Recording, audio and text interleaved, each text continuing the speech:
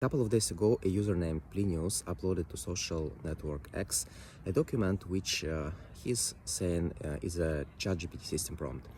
I'm not sure whether it's true or not, but in this video I would like just to go through this system prompt very briefly on a high level, and then in the next shorts I will cover each of the tools mentioned in the system prompt.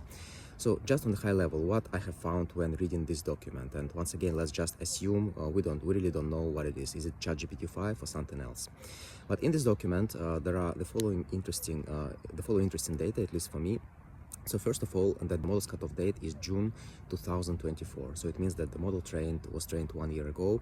So there is such a lag between the model training and the issuance of the new ChatGPT 5 model. Then another thing which is also very important, there is a personality V2 for this model. So it's written in the system prompt that act as you are have a personality V2. It means that ChatGPT at least should have some other personalities, V1 and maybe something else. And the third interesting thing is that I was expecting that the system prompt is very complicated, very long, with a lot of use cases, edge cases, how to behave in this and that situation. The reality is a bit different. The document is quite short, and it's structured in the following format. First, there is information about the model, how to behave, how to answer the questions, and the section is quite short. In general, it says that it should support learning by the user. It should answer without thinking too much, do not ask follow-up questions, and so on. And then there is a huge section about the tools. So the tooling section is currently it has 8 tools. There are the tools which works with images. So when the user is asking something about the image generation, the tool image gen is called. There is the guardian tool.